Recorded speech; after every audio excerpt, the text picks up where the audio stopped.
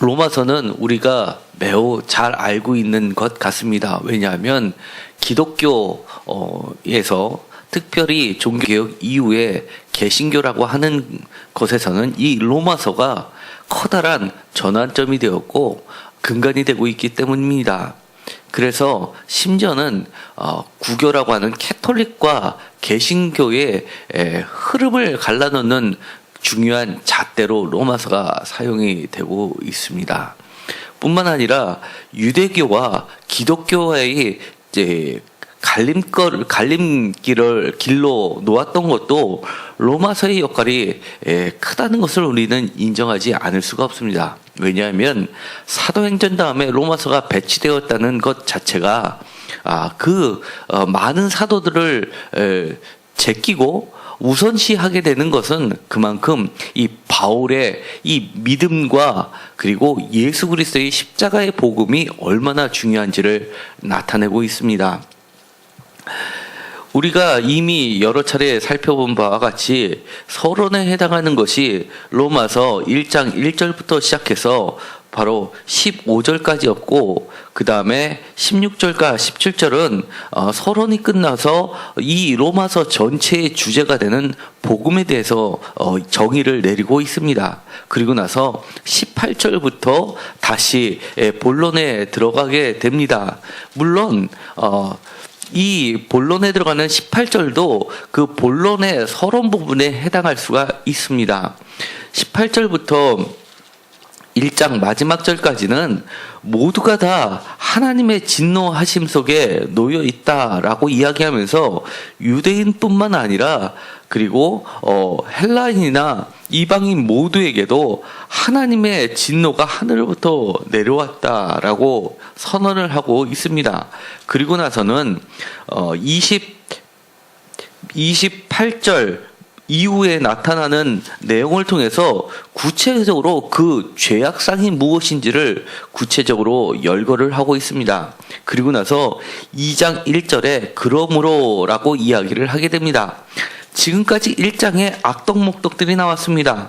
먼저 유대인들에게도 마찬가지로 적용되는 것이었지만 18절에 보면 하나님께서 불의에 대해서 하늘로부터 하나님의 진노가 내리심으로써 진리를 막는 모든 사람, 경건하지 않는 사람, 불의에 대해서 심판하시는 하나님으로 나타나고 있는데 그 하나님이 알만한 것들을 이미 많은 사람들이 분명하게 알게끔 보여주셨다라고 18절과 또 20절에 반복해서 이야기를 하고 있습니다. 그렇기 때문에 이것은 유대인들뿐만 아니라 헬라인들에게도 피할 수 없는 하나님의 진노가 내렸다라고 이야기를 하는 겁니다.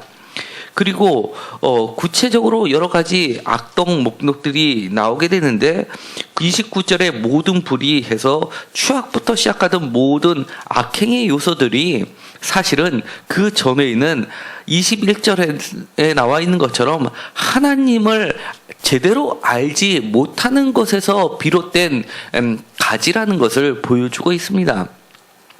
그러므로 2장 1절에 나오는 것처럼 이 판단의 문제는 이미 1장에서부터 바울은 이미 판단을 하고 있었던 겁니다. 그러므로 남을 판단하는 사람아 누구를 막느냐고 내가 핑계하지 못할 것은 남을 판단하는 것으로 내가 너를 정죄하니 판단은 내가 같은 일을 행함이라 라고 하는 이 말을 하는 분명한 의도가 있습니다. 우리가 이것을 잘못 이해를 하면 마치 보편적인 윤리 그 다음에 유교라든지 불교라든지 아니면 도덕 종교에서 흔히 이야기하는 것처럼 남을 판단하지 말라라는 단순한 판단, 비평하지 말라라는 말로 만약에 이 본문을 해석했다 그러면 사실 바울이 이야기했던 더 커다란 진리를 나아가는데 걸림돌이 되고 맙니다. 이것은 단순히 비평하지 말라, 비판하지 말라의 이야기가 아닙니다.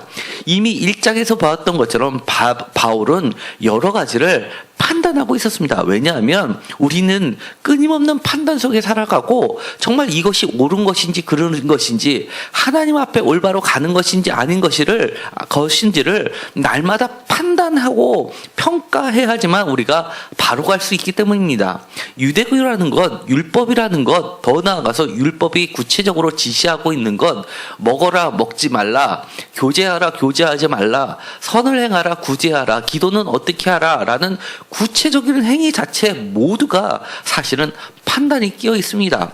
뿐만 아니라 우리가 구약을 보더라도 여러 가지 율법을 모세에게 하나님께서 수여하실 때부터 재판, 미시파타임이라는 말 자체가 재판의 의미를 가지고 있는 겁니다. 율법, 규례, 계명, 십계명 이 모든 것들이 사실은 판단의 의미가 가지고 있는 데서부터 하나님과의 관계는 이미 시작이 됐기 때문에 단순히 판단하지 마라, 평가하지 말라, 비평하지 말라, 더 나아가서 비난하지 말라라고 한다면 이 종교의 기능이 상실되고 말 것입니다. 그렇기 때문에 여기서는 단순히 그런 윤리적인 차원을 뛰어넘는 이야기입니다. 보다 중요한 것은 이렇습니다. 바울이 2장 1절에서 사람아라고 부르고 있는 것, 그리고 2장 1절에서 다시 한번 이 사람아라는 것을 내가라고 말하고 있고, 그리고 다시 한번 사람아라고 3절에서 이야기하고 다시 내가라고 이야기하면서 이 2인칭 내가라는 말이 끊임없이 반복이 되고 있습니다. 4절에서도 5절에서도 끊임없이 주어를 2인칭 내가라고 쓰고 있는 겁니다.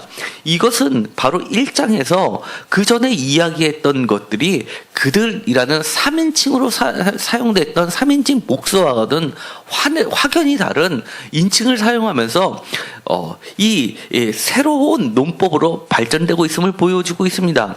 1장 18절에도 그들 속에라고 하면서 19절에도 그들 3인칭을 쓰고 있고, 그 다음에 24절에서도 그들, 그 다음에 26절에서도 그들, 28절에서 그들 이렇게 하면서 1장의 여러 가지 악덕목들을 이야기할 때는 3인칭 복수를 썼는데 갑자기 2장에 와서 판단의 문제를 이야기하면서 2인칭으로 바꾼 중요한 이유가 있습니다.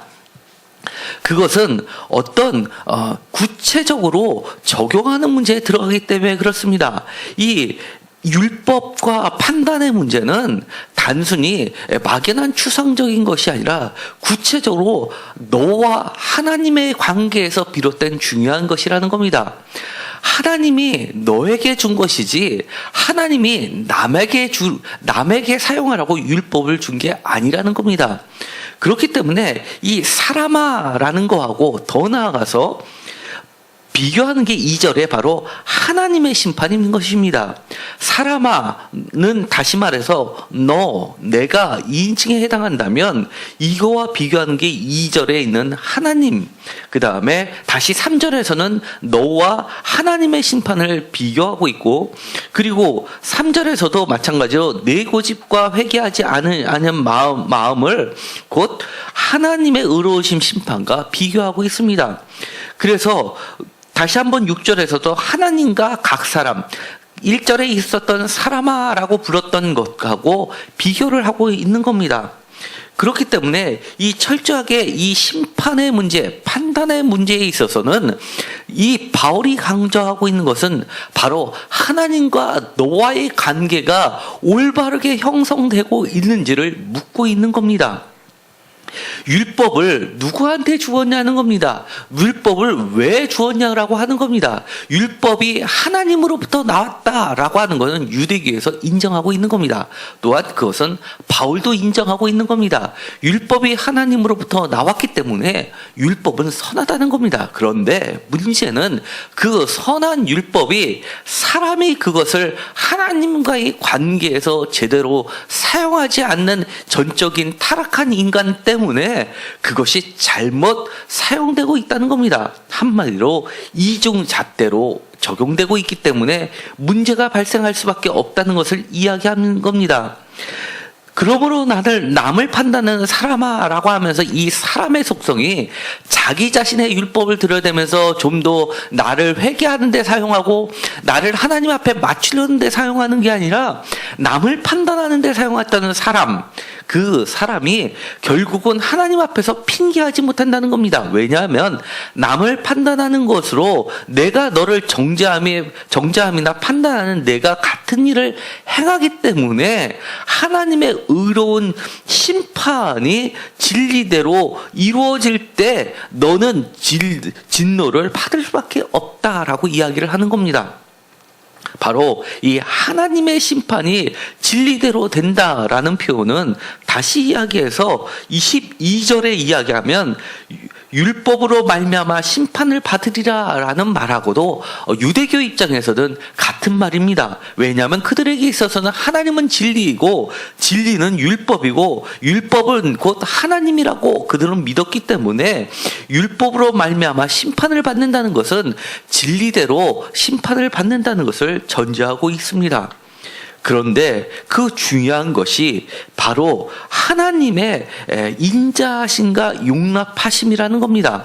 그들이 율법대로 살아가면서도 다른 사람을 율법을 가지고 판단을 하는 데 있어서 나는 사람을 판단했는데도 불구하고 나는 하나님의 진노를 받지 않았다고 해서 내가 율법대로 살았고 내가 그래서 하나님으로부터 의롭다라고 인정을 받았다고 생각한다면 그것은 오산이라고 이야기하는 겁니다.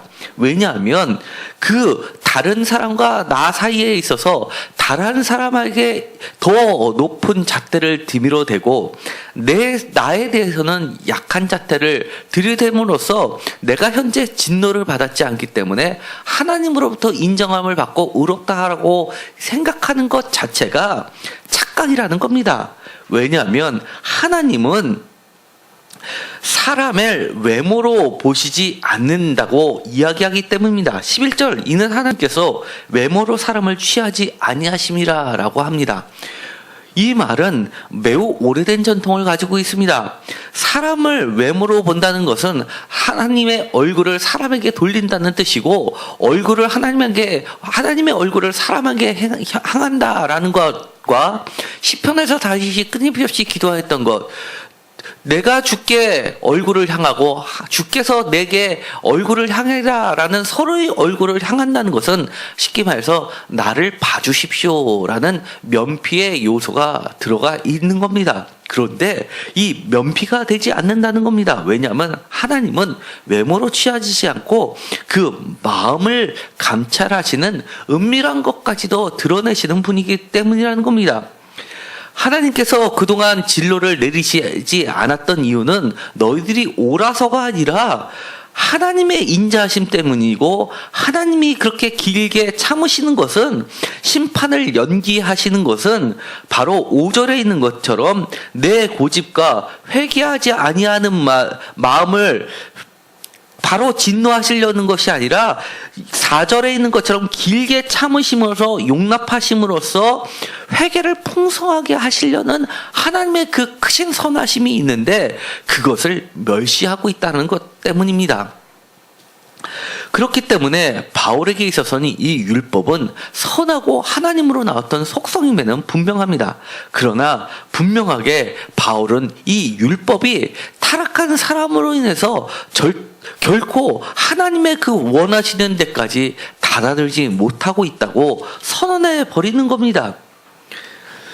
하나님의 길게 참으심, 이것은 하나님의 진리, 하나님의 심판이 의롭다라는 것을 이야기하는 겁니다. 2절에 이런 일을 행하는 자에게는 하나님의 심판이 진리대로 되는 줄 우리가 아노라라고 하면서 여기서 너를 이야기하다가 우리라는 말을 씁니다. 나뿐만 아니라 이 이야기를 듣는 모든 사람들도 다 인정하는 거라는 겁니다. 이 우리 안에는 기본적으로 유대인들도 포함되고 있는 겁니다. 유대인들도 하나님의 심판이 진리대로 된다. 세번역에서는 이렇게 번역합니다. 하나님의 심판이 이런 일을 하는 사람들에게 공정하게 내린다는 것을 우리는 압니다. 다시 이야기하면 하나님의 심판이 진리대로 된다라는 표현은 하나님의 심판이 공정하다라는 것을 이야기하는 겁니다. 이 이야기는 세상이 공정하다는 것을 이야기하는 것이 아닙니다. 중요한 이야기입니다. 세상은 불공정하다는 것을 전제하고 있는 이야기하는 겁니다. 바울은 세상은 불공정하고 세상은 잘못되었다는 것을 이야기하는 겁니다. 그렇기 때문에 율법의 눈을 가지고 봐서는 남을 판단하고 그리고 남에게 죄를 드러내는데 쉽게 사용될 수 있다는 겁니다. 2절에 이런 일을 행하는 자라는 것은 바로 심판이 내려질 사람들이고, 율법의 눈을 봐서는 다른 사람의 죄들이 다른 사람, 세상의 불공정이 확연히 드러나는 사람들에 해당하는 겁니다. 그런데 바울이 강조하고 있는 것이 있습니다. 그런 불공정한 세상, 그런 잘못된 세상, 그런 죄 많은 세상과 예외로 오직 의롭고 공정하고 진리인 것이 딱 하나 있는데, 그것이 바로 하나님의 심판이라는 겁니다. 그렇기 때문에 하나님의 심판이 오직 옳고 공정하고 바르고 진리이기 때문에 판단을 너가 하지 말라는 겁니다. 너가 율법에 맞춰서 판단할지는 모르지만 그것을 다른 사람에게 적용하지 말고 너 자신한테 적용해서 더 엄격한 잣대로 하나님의 길이 참으시는 그 목적에 맞춰서 내가 회개하고 하나님 앞에 더 가까이 가는 데만 사용하고, 다른 사람의 죄들에 대해서는 너 자신도 진리거나 그리고 공정하지 않기 때문에 오직 공정하신 분 하나님만이 심판할 수 있게끔 내버려 두라는 겁니다. 너가 심판하는 순간 그것이 바로 하나님의 심판대에 내가 스스로 서는 것이고, 그렇기 때문에 그것이 근본적으로 잘못됐다고 이야기하는 겁니다. 그래서 율법이 잘못됐다고 이야기를 하는 겁니다. 율법이 잘못됐다는 것보다 율법을 따라서 판단하는 사람들이 사실은 잘못됐다는 것을 이야기하는 겁니다. 거기서 바울이 유대교와 기독교 사이에 커다란 갈림돌을 놓습니다. 바로 12절에 이렇게 이야기하는 겁니다. 율법으로 말미암아 심판을 받으리라 라고 하는 이 말을 바울이 예수 그리스도의 복음을 접하고 나서, 다시 말해서 1장 16절과 17절에 나와 있는 말씀, 내가 복음을 부끄러워하지 아니하노니 이 복음 모든 믿는 자에게 구원을 주시는 하나님의 능력이 됨이라 라고 하는 이 말씀입니다. 모든 믿는 자에게 구원을 주시는, 원래 율법을 주신 것도 구원을 주시기로 했지만 타락하는 사람이 그 구원을 이룰 수 없기 때문에 하나님의 능력이 그 구원을 이루시는데, 그것이 바로 이 복음이라는 겁니다. 복음에는 하나님의 의, 공평하심이 그대로 드러났는데 오직 믿음으로 믿음에 이르게 하는 그런 복음이라는 것을 이야기하는 겁니다. 그래서 다시 한번 마지막 절 16절에 율법과 비교해서 선언을 해버립니다. 16절입니다. 다 같이 읽도록 하겠습니다. 곧 나의 복음에 이른 바와 같이 하나님이 예수 그리스도로 말미암아 사람들의 은밀한 것을 심판하시는 그날이라. 아멘. 바울은 이렇게 이야기합니다. 지금까지 율법을 이야기하면서 심판과 판단을 이야기했습니다. 그런데 우리가 생각하기에는 율법은 행위니까 그렇겠지라고 생각하고, 예수 그리스도를 믿음으로써 모든 판단의 문제, 모든 심판의 문제는 사라졌다고 생각하는데, 갑자기 바울은 16절에서 다시 한번 심판을 이야기하는 겁니다. 다시 한번 예수 그리스도를 통한 심판을 이야기하는 겁니다. 하나님이 심판하신다는 겁니다. 그리스도인에게도 하나님께서 심판을 하시는데, 그것이 단 차이점이 있다면 예수 그리스도로 말미암아 사람들의 은밀한 것을 심판하신다는 겁니다. 전에는 율법으로 말미암아 심판을 했다면 이제는 달라진 하나님의 정의, 하나님의 능력인 예수 그리스도로 말미암아 심판을 하시는데, 어디까지 심판을 하시냐면 사람들의 은밀한 것까지 심판하신다는 겁니다. 지금까지 율법은 행위대로 판단을 했습니다. 그래서 많은 유대인들이 구제, 기도, 금식을 중요한 것으로 생각했습니다. 그리고 그 핵심에는 토라가 있었습니다.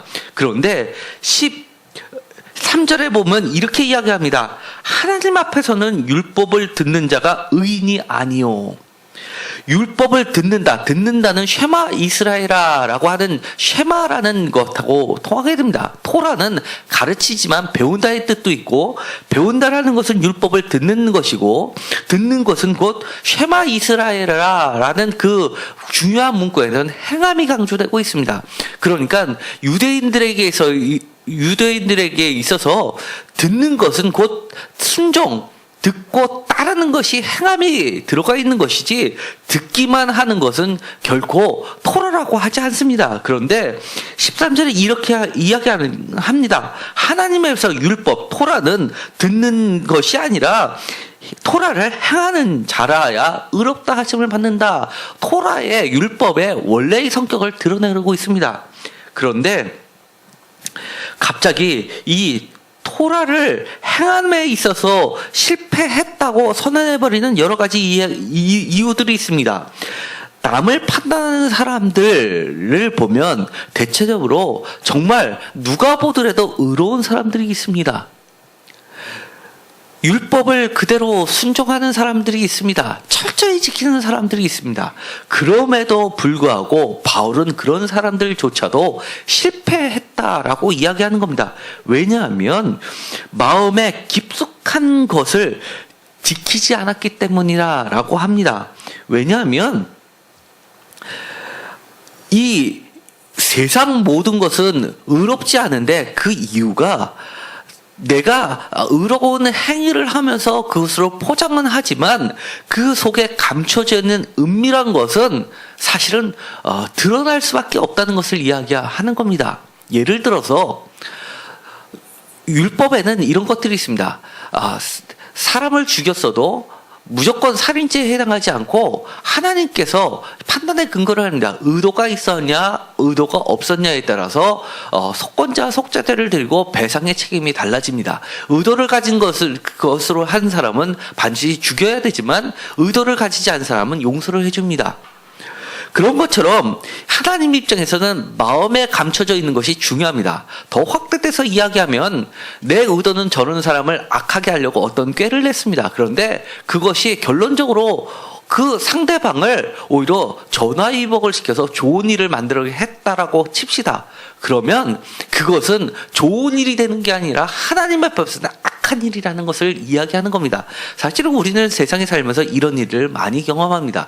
우리 그리스도인도 그렇고 저도 그렇습니다. 겉으로는 좋은 말을 하고 정말 잘 됐으면 좋겠습니다 라고 하지만 내 깊은 곳에서는 감추어져 있는 여러 가지 음흉한 생각이 있을 수 있습니다. 하나님 앞에 부끄러운 생각이 있을 수 있습니다. 정말 잘 됐으면 하는 마음 한 20%, 부럽다라고 하는 마음 한 50%, 그리고 잘 안 됐으면 하는 마음 20-30% 섞여 있을 수가 있는 겁니다. 온전히 100% 정말 잘 되기만은 바라는 마음도 있겠지만 그렇지 않을 경우가 훨씬 더 많은 우리 자신을 보게 되는 겁니다. 그렇기 때문에 이 율법이라는 것은 그야말로 감추어진 것을 드러나는 그런 중요한 기능을 하고 있다는 겁니다.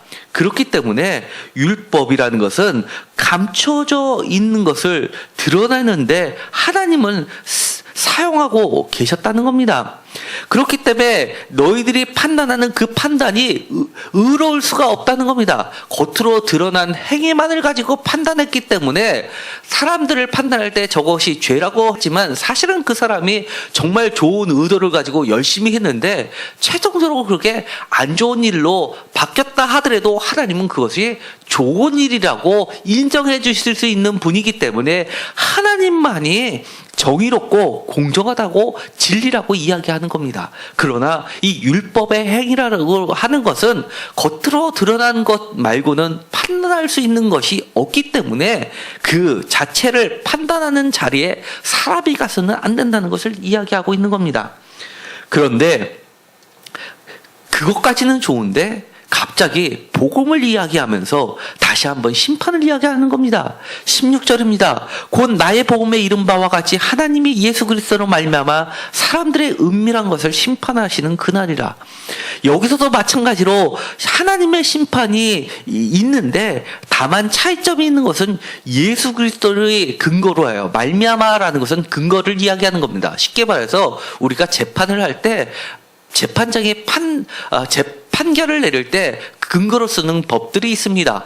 형법, 민법, 그리고 여러 가지 판례법들이 있습니다. 그 준거법들에 해당하는 것이 하나님의 판단을 내리시는 준거법으로 사용하는 게 무엇을 가지고 사용하냐면 예수 그리스도를 가지고서 판단하시는 건라는 겁니다. 다시 말해서 예수 그리스도는 유일한 중보자가 되신다는 걸 이야기하는 겁니다. 예수 그리스도께서 우리의 은밀한 것까지 보시면서 우리가 비록 온전한데 다다를 수는 없지만 예수 그리스도의 영, 십자가의 능력으로 살아나신 영께서 성령께서 우리와 함께 하시면서 우리를 끊임없이 구원시키려고 노력하시면서 우리를 이끄시는 그 성령께서 말하면 탄식하심으로써 우리를 덮어주시고 죄를 덮어주심으로써 우리를 심판하는 그 상황의 끝까지 우리를 변호하고 계시는 그리스도로 말미암아 이 바울은 유대교의 율법에서 예수 그리스도의 법으로 자신의 위치와 자신의 태도와 인생을 바꿔버린 겁니다. 그것이 바로 예수 그리스도를 부끄럽지 않게 여기면서 담대하게 이야기하는 바울인 겁니다.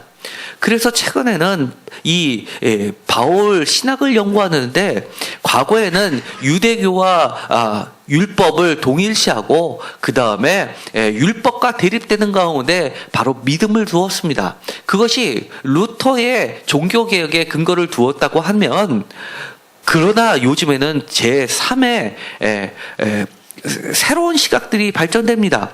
바울이 이야기한 것은 유대교와 기독교의 완전한 단절을 이야기한 것이 아니라 유대교에 있었던 하나님의 그 신실하신 약속이 예수 그리스도에 의해서 성취됨으로 인해서 연속선상에 있다고 이야기를 하게 되는 겁니다. 그렇기 때문에 율법도 선하고 예수 그리스도도 선하지만 전적인 타락한 인간이 어떠한 자기의 행위를 근거로 해서 구원받을 수 없다라고 이야기를 하는 겁니다. 바로 율법의 행위는 그야말로 행위가 될 수 있지만 믿음의 열매라고 하는 것은 그리스도의 행위라고 하는 것은 예수 그리스도를 믿는 것이 되는 겁니다. 그렇기 때문에 바울은 이렇게 이야기하는 겁니다. 그 마음에 새긴 율법이라고 이야기하는 겁니다. 과거의 율법이 이렇게 새겨진 율법이라고 한다면 이제는 하나님께서 진정으로 원하시는 그 율법은 15절에 이야기하는 것처럼 마음에 새긴 율법이라고 이야기하는 겁니다. 율법이 확대가 되고 있는 것을 이야기하는 겁니다. 과거에 생각한 틀에 잡힌 율법이 아니라 구체적인 행위, 이것을 했으면 나는 선해라고 하는 것이 아니라 그 마음속 깊은 곳까지 나와 있는 그 마음에 새긴 율법, 쉽게 말해서 예레미야서에서 이야기하는 새 언약, 마음의 율법을 이야기하는 겁니다. 새롭게 언약을 맺으시는 하나님이 예수 그리스도를 통해서 성취시키고 있다는 것을 이야기하는 겁니다. 그렇기 때문에 이제는 하나님의 심판이 철저히 예수 그리스도로 말미암아 우리를 구원을 시키시는 것이 완성된다고 이야기를 하게 됩니다. 오늘의 바울의 여러 가지 이야기 중에서 우리가 반드시 짚고 넘어가야 될 것이 있습니다. 하나님께서 율법을 주신 목적, 그것은 바로 하나님과 나와의 관계를 올바르게 하시려는 하나님의 은혜에서 출발했다는 겁니다. 예수 그리스도를 우리에게 주셨던 이유도 바로 율법을 주셨는데도 불구하고 우리가 온전히 타락함으로써 그것을 성취 못하는 것에 대해서 다시 한번 예수 그리스도를 통해서 의대를 허락하셨다는 마지막 초청이라는 겁니다. 그래서 바울에게 있어서는 예수 그리스도 사건이 마지막 때의 시작을 이야기하는 겁니다. 이제는 더 이상 미룰 수가 없다는 절대절명의 순간을 이야기하는 겁니다. 그렇기 때문에 이 세상이 온전하다라고 이야기를 하지 않습니다. 이 세상은 완전히 잘못됐지만 그럼에도 불구하고 온전하신 하나님의 공정하심을 바라보고 그 은혜를 붙잡는 것이 바로 예수 그리스도를 통해서 우리가 은밀한 죄들을 용서받을 수 있는 길이 열렸다는 것을 선언하는 겁니다. 오늘의 기도를 통해서 다시 한번 우리 속에 감춰져 있는 죄들이 무엇인지를 한번 낱낱이 하나님께 용서를 빚는 시간이 되었으면 좋겠습니다. 남들은요, 권사님 너무너무 좋으세요. 집사님 정말 집사님 같은 신앙만 있으면 좋겠어요. 남들이 그렇게 이야기할지는 모릅니다. 그리고 목회자가 되면 정말 다른 사람보다 더 나아서 목회자가 되었겠지라고 생각할지는 모릅니다. 하지만 저는 정말 제가 성경책을 읽고 말씀을 전할 때 정말 내 자신을 바라보고는 말씀을 전할 수가 없습니다. 너무나 부끄러운 게 사실은 많기 때문에 그렇습니다.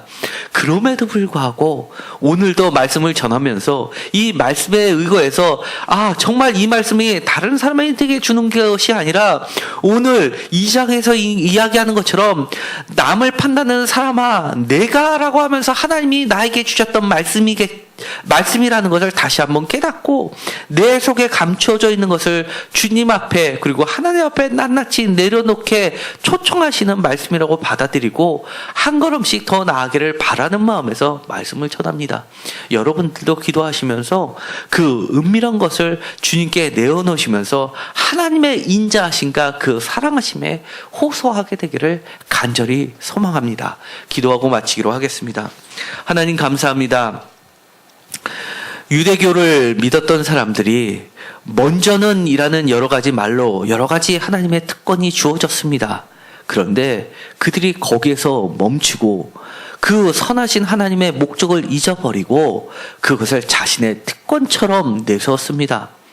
우리 자신도 똑같은 잘못을 저지르고 있지 않나 반성해 봅니다.